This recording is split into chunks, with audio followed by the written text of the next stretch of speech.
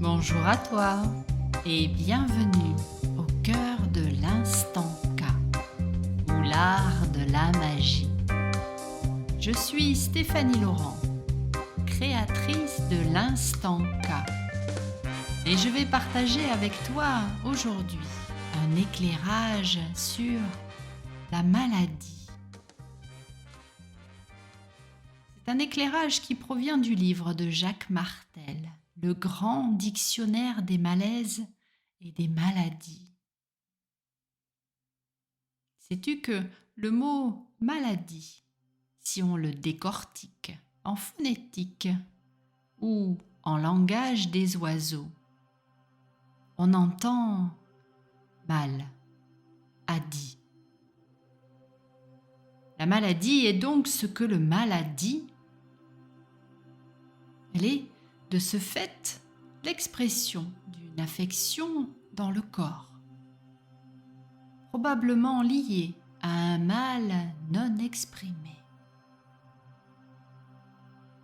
C'est donc un conflit entre l'expression d'une souffrance et le silence sur celle-ci.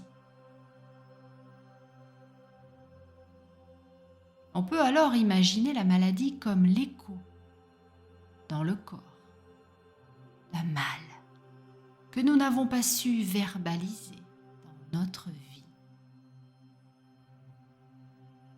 Cette maladie peut donc nous apprendre que c'est lorsque nous n'exprimons pas ce qui nous fait mal dans notre vie que celui-ci peut venir s'imprimer dans notre corps sous la forme d'une maladie.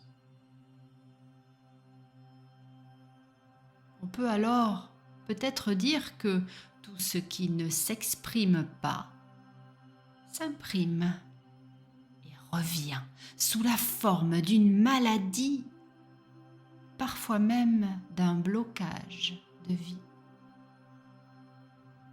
Il est donc important d'exprimer nos émotions, de dire ce qui nous fait mal, ce qui ne nous plaît pas, ce qui nous gêne et même ce qui nous fait honte.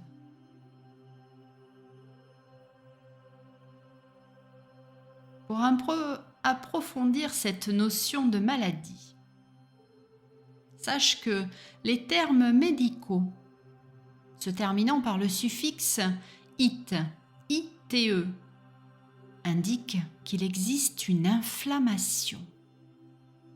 Ainsi, toutes les maladies finissant par ite expriment de la colère, de la frustration. C'est ce qui nous brûle, nous échauffe. Prenons par exemple une otite. C'est une inflammation d'une ou des deux oreilles. Elle trouve son origine dans l'inconfort que je peux vivre par rapport à quelque chose que j'entends ou que j'ai entendu dernièrement. L'otite est fréquente chez les enfants, notamment par rapport à ce que les parents peuvent se dire entre eux, par rapport à ce qu'on lui dit, car l'enfant n'est pas souvent capable d'exprimer son mécontentement ou sa frustration.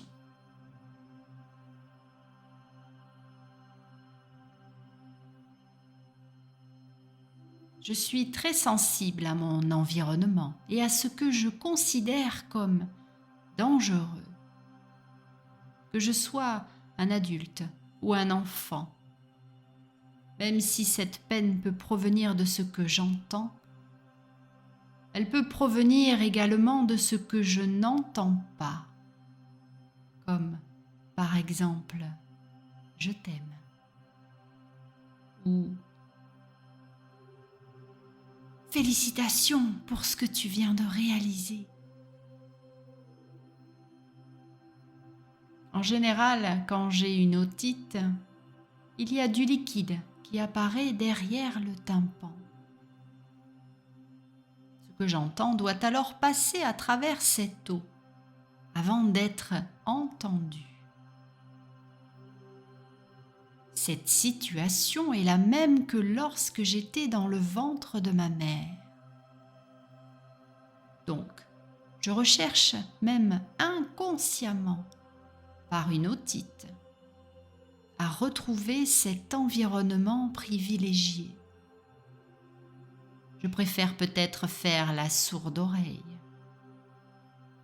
me boucher les oreilles pour ne plus avoir à entendre.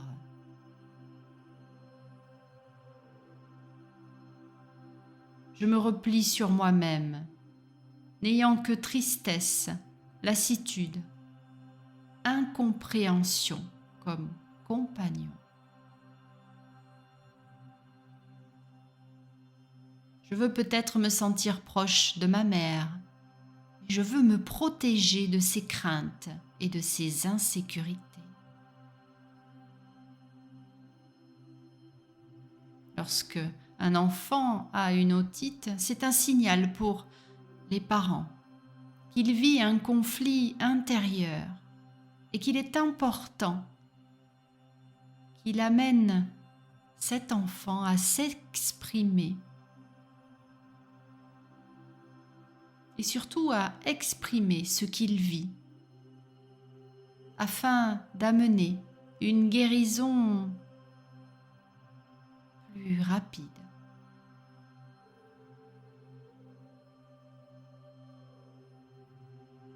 Par l'otite, je recherche l'harmonie à la maison et je fuis les désaccords. Je peux même avoir connaissance d'une séparation et je ne veux pas entendre les changements qui en résulteront. En tant qu'adulte, l'otite me permet de me questionner par rapport à ma voix intérieure. Est-ce que je l'écoute ? Est-ce que je reçois des messages qui me dérangent et qui me mettent en colère par rapport à ce que j'ai à faire ou par rapport à ce que l'on me demande de faire?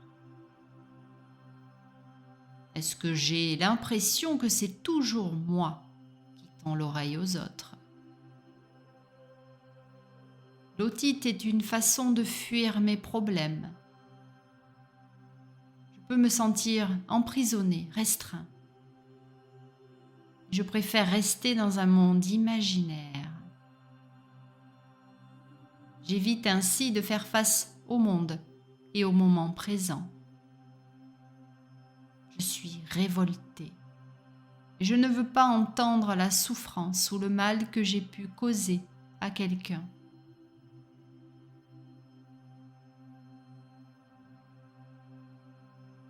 Voyons maintenant les termes médicaux se terminant par le suffixe OSE. O-S-E. Ils indiquent généralement un processus dégénératif. Je vis donc une situation par rapport à laquelle soit on me met des freins, ou c'est moi-même qui me freine, car je pose trop mon attention sur mes limites extérieures ou intérieures. Je n'ose pas agir, car j'ai une peur sous-jacente.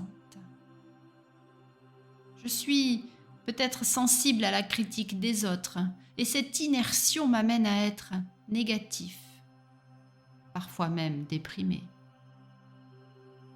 Je dois oser parler, faire une action qui va m'amener vers une plus grande liberté. Je peux ainsi créer ma vie et réaliser mes rêves.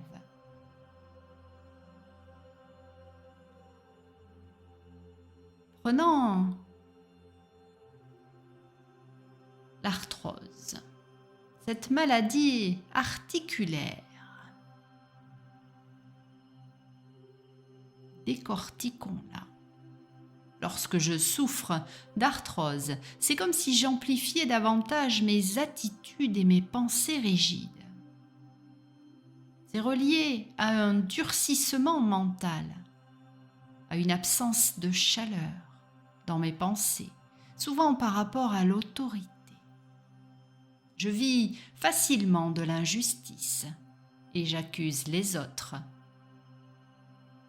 Mes raideurs m'empêchent de plier, d'abdiquer, tout comme dans ma vie où je n'ai plus le goût de plier devant les autres. C'est la motivation exagérée à accomplir une action sans chercher le repos ou l'équilibre. Je vais au bout de mes limites sans m'arrêter. J'ai peut-être même l'impression de subir une personne ou une situation devenue intolérable. Peut-être même une forte réaction refoulée par rapport à une quelconque autorité. Je me sens enchaînée. J'ai l'impression d'être soumis à des travaux forcés, d'être obligé de faire certaines choses dont j'ai honte. Car je vaux plus que cela. Je suis très perfectionniste et je me critique sans cesse. Je suis amère par rapport aux autres qui, je le pense, ne m'aiment pas. Je veux laisser tomber les armes, démissionner car je n'en peux plus. Ma peine est immense car je m'accroche à un événement ou une personne de mon passé. J'ai de la difficulté à voir la réalité en face et je fuis mes émotions profondes. Je m'oublie et je me coupe du plaisir car je me convainc que je dois m'occuper des autres avant moi. Je suis très intransigeant et rigide envers moi-même. J'ai peut-être de la difficulté à accepter les changements et les nouvelles opportunités qui s'offrent à moi et qui peuvent venir remettre en question mes vieilles croyances. Mon entêtement permanent provoque une tension constante. Mon corps me parle et j'ai présentement intérêt à l'écouter. Je peux intégrer cette maladie en commençant à accepter consciemment que je vis de la colère et que mes pensées sont rigides. L'énergie qui s'écoule à travers moi est fluide, harmonieuse, en mouvement. Et je dois donc devenir plus flexible et accepter les autres tels qu'ils sont, sans vouloir les changer. Je dois décider que maintenant, j'ai droit au bonheur. Je prends soin de moi et les autres en profitent. Je vis pleinement le ici et maintenant.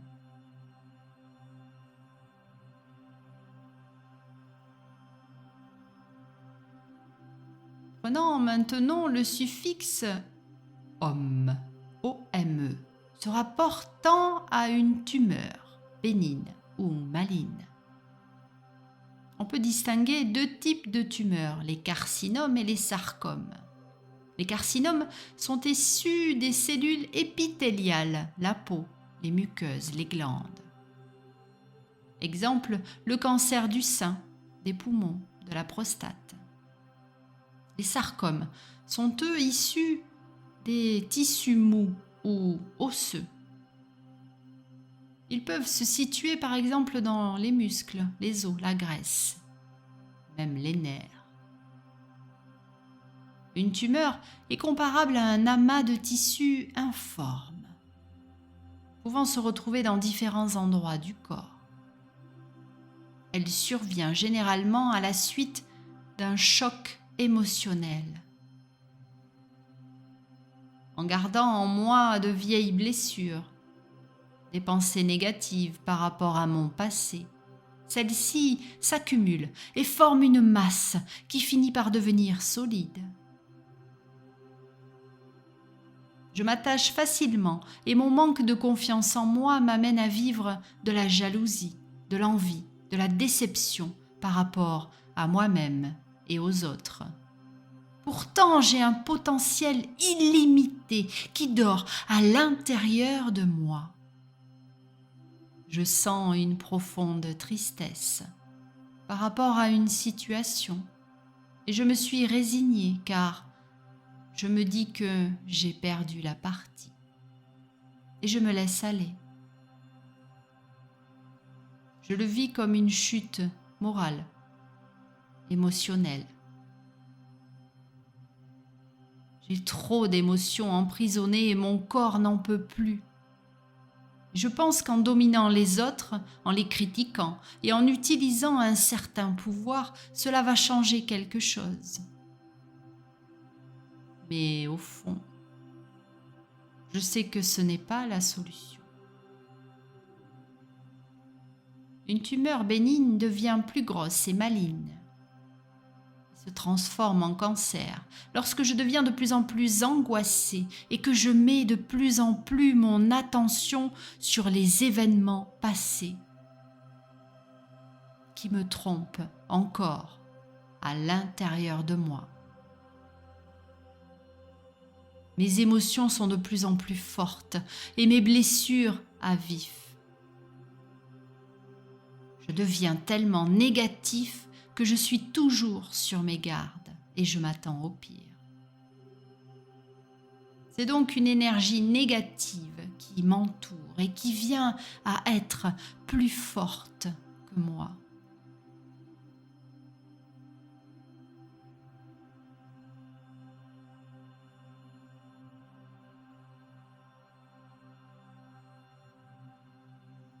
Et voilà, c'est tout pour aujourd'hui.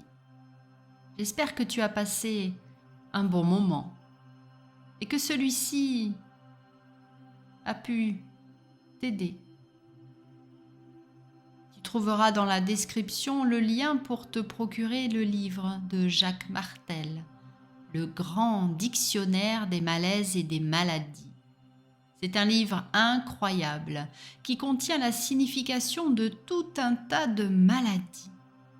La lecture de celui-ci peut t'aider à conscientiser ce qu'il se passe dans ta vie. Et si tu souhaites d'autres instants sur la thématique de la maladie et du mal à dit, n'hésite pas à me laisser un commentaire et même à me proposer une maladie afin de la mettre en lumière et en conscience. Je te remercie pour ton écoute. Je te souhaite une belle vie. Révérence enchantée au cœur de l'art de la magie.